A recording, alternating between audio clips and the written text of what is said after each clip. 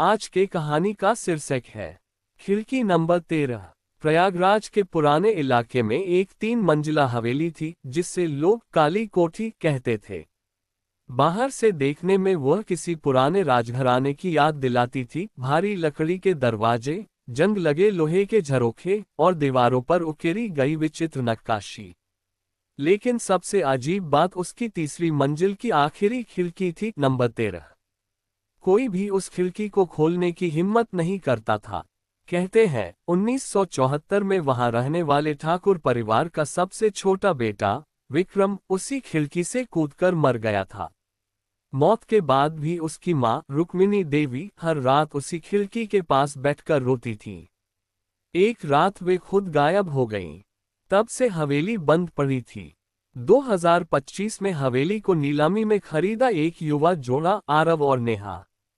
Aarav software engineer था, Neha photographer. दोनों दिल्ली से थे, सस्ती कीमत देखकर खुश थे। ये हवेली तो कमाल की है, नेहा ने पहली बार देखते हुए कहा।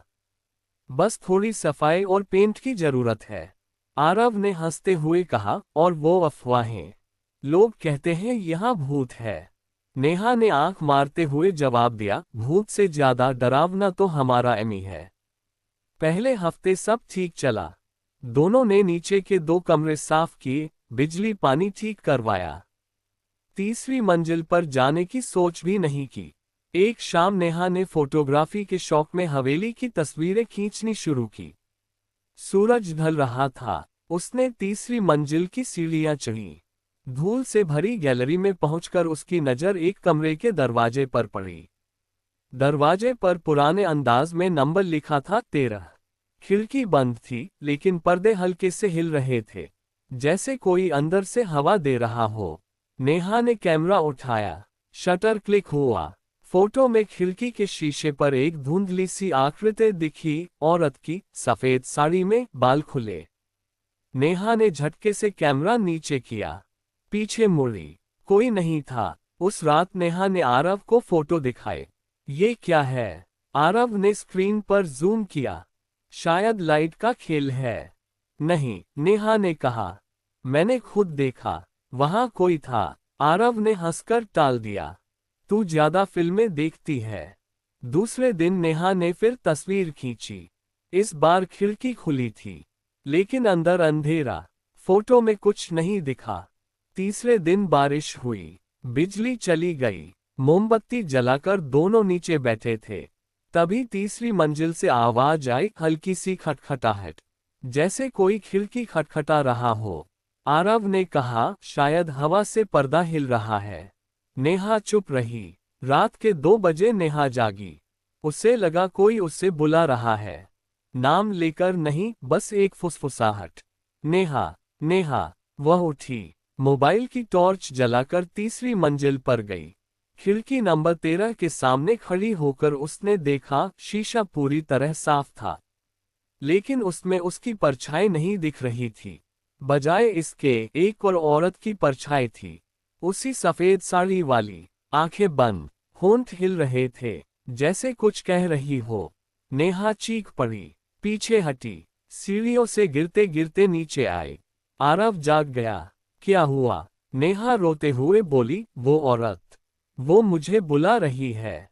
अगले दिन आरव ने मोहल्ले के एक बुजुर्ग से बात की। नाम था पंडित रामनाथ। पंडित जी ने कहा, वो रुक्मिणी देवी की आत्मा है। विक्रम की मौत के बाद उन्होंने खुद को उसी खिड़की से फेंक दिया था, लेकिन आत्मा नहीं निकली, क्योंकि उन्होंने एक वादा किया था, जब तक कोई उनकी जगह नहीं ले लेगा, वे नहीं जाएंगी। आरव ने पूछा, किसकी जगह? जिसकी परछाई खिड़की में दिखे, वो उसकी जगह ले लेगी। आरव हंसा, ये सब अंधविश्वास है। पंडित जी ने गंभीर होकर कहा, खिड़की का शीशा जादुई नहीं है, वो एक दर्पण है। जो भी उसे देखता है, अगर उसके मन में डर हो तो उसकी जगह ले लेता है। उस रात आरव ने नेहा को समझाया, हम कल ही शीशा तोड़ देंगे।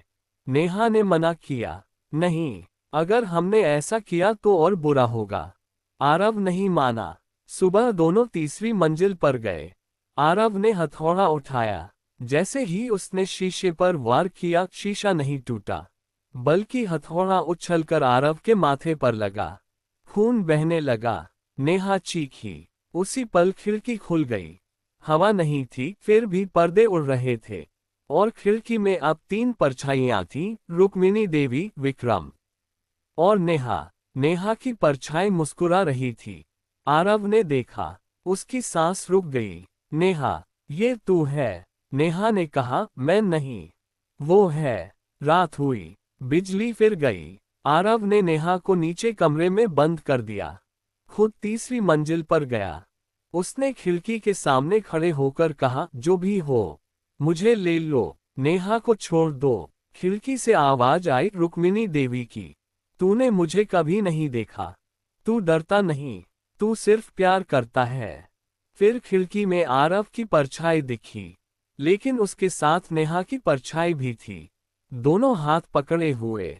रुक्मिणी देवी की आवाज फिर आई, तुम दोनों ने एक दूसरे को चुना, मैं अकेली थी। विक्रम ने मुझे नहीं चुना। धीरे धीरे खिड़की का शीशा धुंधला होने लगा। सुबह हुई। आरव नीचे आया।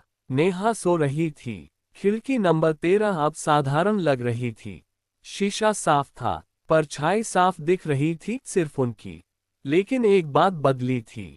हर रात 2 बजे खिड़की हल्के से खटखटाती है, जैसे कोई पूछ रहा हो, क्या तुम अभी भी एक दूसरे को चुनोगे? और हर बार आरव और नेहा जवाब देते हैं, हाँ। क्योंकि रहस्य सिर्फ मौत का नहीं था, रहस्य था प्यार का।